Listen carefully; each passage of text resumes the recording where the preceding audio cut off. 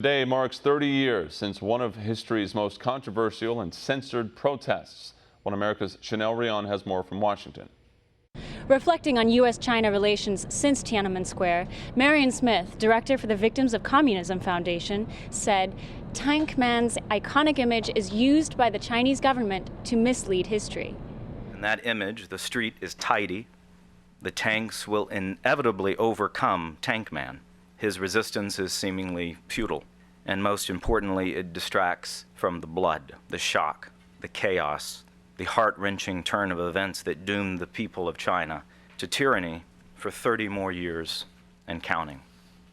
Michael Del Rosso, vice president of American Strategy Group, told One American News that since Tiananmen Square, the U.S. has fundamentally misunderstood how to handle China. You have Tiananmen Square happen, and what was the response? For 30 years, both parties thought if we only enable them economically and technologically, that they will be like us, and nothing could be further from the truth. And the Chinese people are a great culture that thrive in freedom, but the totalitarian oligarch that rules them has done nothing but perfect tyranny. On the Capitol lawn today, Victims of Communism Foundation gathered to commemorate Tiananmen Square's 30th anniversary, condemning China's decades of human rights abuses.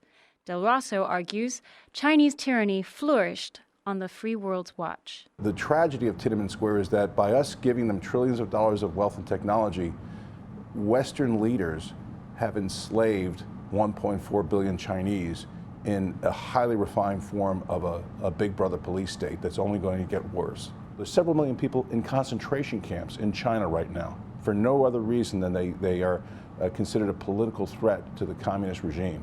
All mention of Tiananmen protests in China are censored. Twitter joined the censorship game by banning Chinese activists days before the 30th anniversary. Del Rosso blames America's bureaucratic and deep state elites for fundamentally misunderstanding China's threat and underestimating the danger of communism.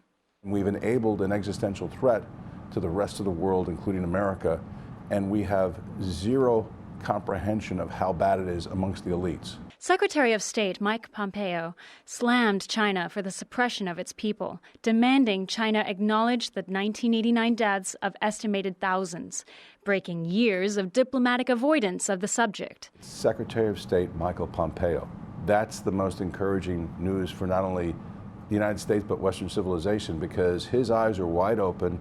He understands the strategic existential threat they pose to the United States and world peace. As vigils are held around the world today commemorating Tiananmen Square and the struggle it symbolized for the Chinese people against communism, the free world is reminded that liberty once lost is a gift not easily found. Chanel Rion, One American News, Washington. Want to see more videos like this? Click on the link below and subscribe to One American News on YouTube, and call your cable provider and kindly demand that One American News is added to your lineup. Call and subscribe today.